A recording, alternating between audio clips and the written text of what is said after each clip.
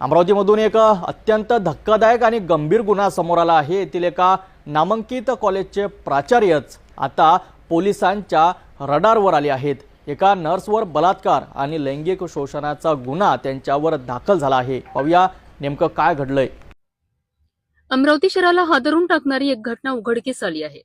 शहरातील कठोरा भागात असलेल्या पोटे आयुर्वेदिक कॉलेजचे प्राचार्य डॉक्टर श्यामसुंदर भुतडा यांच्यावर एका महिलेने बलात्काराचा गंभीर आरोप केला आहे। या प्रकरणी नांदगाव पेठ पोलीस ठाण्यात गुन्हा दाखल करण्यात आलाय।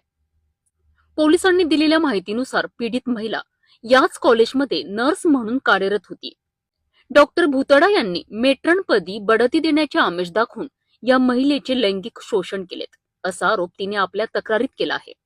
इतकंच नाही तर त्यानंतर डॉक्टर भुतडा यांनी या महिलेच्या तरुण मुलीलाही शरीर सुखासाठी आपल्याकडे पाठवण्याची मागणी केली आहे। महिलेने ही मागणी धुडकावून लावल्यामुळे डॉक्टर भुतडा यांनी तिला नोकरीवरून काढून टाकलेत, असाही आरोप तक्रारीत नमूद करण्यात आला आहे।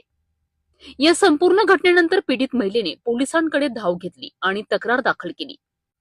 या तक्रारीवरनं प्राचार्य श्यामसुंदर भुतडा यांच्यावर बलात्काराचा गुन्हा दाखल करण्यात आला आहे। घडलेला प्रकार लक्षात घेता पोलिसांनी तातडीने तपास सुरू केला आहे। पोलिसांनी डॉक्टर भुतडा यांच्या महाविद्यालयाजवळ असलेल्या घराची फॉरेन्सिक तपासणी देखील केली आहे। या प्रकरणी पोलीस निरीक्षक दहातोंडे यांनी दिलेल्या माहितीनुसार गुन्हा दाखल झाल्यापासून प्राचार्य भुतडा फरार आहेत आणि पोलीस त्यांचा शोध घेत आहेत।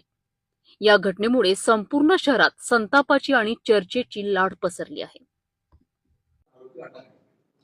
यामध्ये डॉक्टर श्यामसुंदर भुतडा म्हणून आहेत, ते या आयुर्वेदिक महाविद्यालयामध्ये जबाबदारीच्या पदावर आहेत आणि त्या ठिकाणी त्यांनी या फिर्यादी महिलेला वारंवार तुला पदोन्नती देतो, तिच्याकडे जे काही क्वालिफिकेशन आहे, ती स्टाफ नर्स होती आणि तिच्या क्वालिफिकेशननुसार शैक्षणिक तुला पदोन्नती देतो असं म्हणून वारंवार तिच्याकडे शरीर सुखाची मागणी करून तिच्यावर अत्याचार केलेले आहेत। या प्रकरणी सदर महिलेने आमच्याकडे तक्रार केल्यानंतर दिनांक 20/9/25 रोजी संबंधित आरोपीवर गुन्हा दाखल करण्यात आलेला आहे।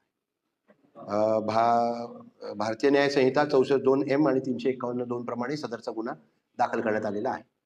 तक्रारीत सांगितलेलं आहे, परंतु ती त्याच्यावर ठाम होती की मी काय असं माझ्या मुलीला वगैरे तुमच्यापर्यंत आणणार नाही, त्यामुळे तिने तसं काही मुलीबाबत काही गैरप्रकार झाल्याची तक्रार केली नाही, परंतु ते मागणी मात्र आरोपी नाही। आरोपी अजून अटक नाही, आरोपीचा शोध चालू आहे। एका प्रतिष्ठित शिक्षण संस्थेच्या प्रमुखावरच असे गंभीर आरोप झाल्याने अमरावतीतील शैक्षणिक वर्तुळात मोठी चिंता व्यक्त केली जात आहे।